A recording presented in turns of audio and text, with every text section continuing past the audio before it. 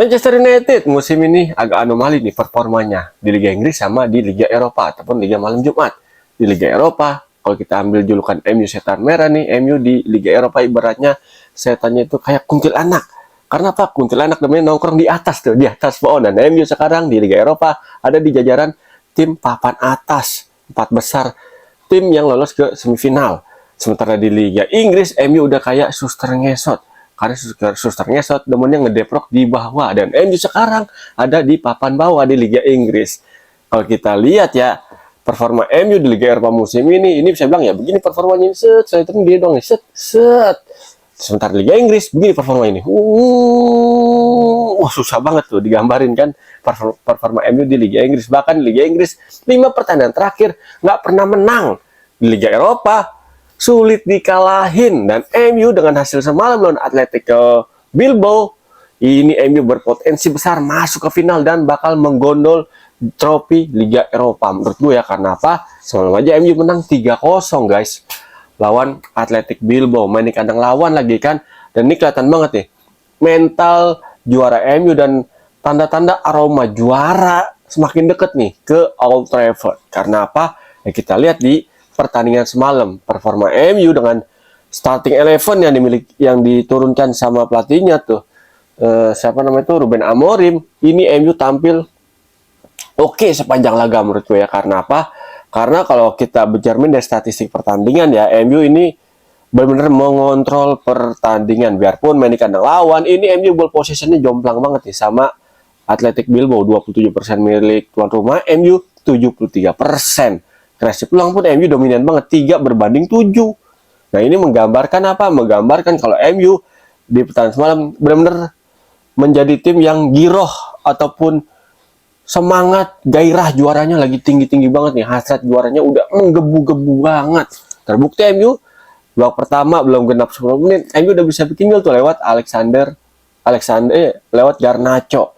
Tapi sayang banget tuh dianulir sama wasit ya, karena ya udah berdiri offside duluan emang Garnacho kan. Tapi terlepas dari gol Garnacho dianulir, tapi MU langsung menunjukkan nih kalau dia udah siap banget lolos ke babak final. Terbukti Casemiro di babak pertama bikin gol pembuka lewat sundulan ciamiknya, umpan dari Maguire kalau salah ya, umpan sundulan tuh di kotak penalti Athletic Bilbao, dan Casemiro boom, sundulannya tajam menghujam sisi kanan dari gawang Athletic Bilbao yang dijaga sama nama siapa?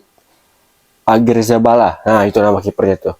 Dan ya Casemiro kita tahu dong, Casemiro ini di kompetisi Eropa, elit Eropa, UCL, terutama di UCL ya, Casemiro udah berkali-kali juara UCL bersama Real Madrid. Nih jelas mental juara.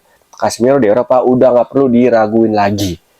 Nah, Casemiro ini kalau bisa juara Liga malam Jumat, Liga Eropa bersama MU, ini Casemiro bisa lebih mantep nih koleksi trofinya dibanding CR7, karena CR7 belum pernah juara di Liga Eropa. Messi pun juga belum pernah tuh juara Liga malam Jumat. Tapi kalau Casemiro bisa jadi juara, ini Casemiro bisa jadi salah satu pemain yang di jajaran kompetisi elit Eropa ya, UCL, UEL, Casemiro bisa jadi salah satu pemain yang udah ngeraih semuanya kalau MU juara musim ini. Nah, sementara kapten MU Bruno Fernandes ini tampil juga mantul banget semalam. Benar-benar menggendong, benar-benar menjadi otak permainan dari Manchester United. Karena Casemiro bikin 2 gol lewat titik putih dan 1 lewat pergerakannya dari second line di sepertiga akhir pertahanan lawan.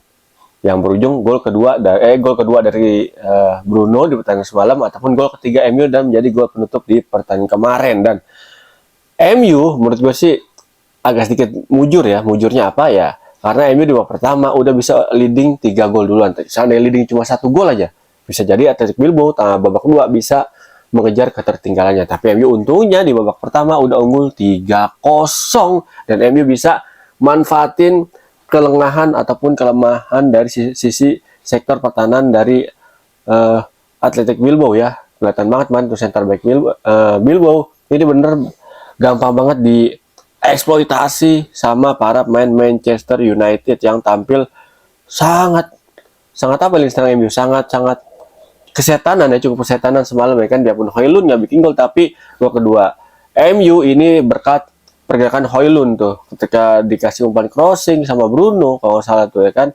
Højlund pergerakannya ini dihentikan sama pemain Athletic Bilbao, ditarik bajunya dan berujung kartu merah buat back Bilbao yaitu Dani Vivian di menit 35. Nah, menurut gue sih itu kartu merahnya agak too much ya menurut gue ya, biarpun dia pemain terakhir ya yang menghentikan langkah Højlund, tapi menurut gue tuh harusnya kartu merah, kartu kuning cukup sih, tapi ya itu keputusan wasit, nggak bisa digugat ganggu ya kan. Dan kalau kita lihat lagi nih performa main MU yang lainnya kali ini, pertahanan Lindelof, Maguire dan Euro ini tampil konsisten, tampil kokoh sepanjang pertandingan. Dan di babak pertama pun Bilbao punya peluang tuh ketika sklimit di depan di kotak penalti MU, main Bilbao udah kosong, dapat peluang tembak dan shoot, untungnya boleh bisa diblok sama Lindelof. Ya emang sih tendangannya ngarahnya ke Lindelof, kalau seandainya ngarahnya ke sisi yang kosong itu bisa jadi gol, tapi ya overall bisa dibilang MU pertandingan semalam di babak semifinal WL Liga Malam Jumat leg pertama MU tampil hampir luar biasa banget, hampir sempurna menurut gue ya. Karena apa ya? Karena MU secara produktivitas gol produktif banget, secara pertahanan clean sheet, dan Onana ya kali ini Onana ya bisa jadi performa apik Onana nih. Semoga nih di Liga Eropa Onana di sisa match berarti di babak semifinal ya MU bisa bilang peluangnya udah lolos ke final 70% ya, dengan performa MU dan hasil akhir dini hari tadi MU 70% udah masuk lolos ke babak final. Nah, kita andaikan aja nih di dua pertandingan terakhir nih Liga Eropa musim ini, di semifinal kedua sama final nanti, kalau Onana performanya nggak angin-anginan, konsisten ya, tampil oke, gue optimis banget sih MU bisa jadi juara Liga Eropa musim ini, dan MU bakal jadi bukan salah satu, bisa jadi satu-satunya tim peserta UCL musim depan kalau jadi juara UEL ya.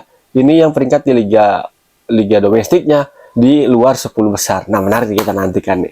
Buat fans MU ya udah jangan jemu-jemu, jangan bosan-bosan dukung MU, biarpun tim kalian ini sering bikin gedek di musim ini Liga Inggris ya, sering bikin darah tinggi, sering bikin senewen, sering bikin sewot, apalagi MU kalau di Liga Inggris kan di akhir pekan seringnya ini bikin sewot di hari Senin. Tapi ya kalau MU jadi juara Liga Eropa musim ini udah tuh hilang semua tuh, ketutup semua tuh nilai minus MU di Liga Inggris. Nah, setuju nggak kalian? Kalau setuju tulis di kolom komentar, kalau nggak juga tulis di kolom komentar. Yang jelas mah thank you banget ya udah support channel YouTube gua Irwan Chan 6160 melalui konten gua Pundit Abangan.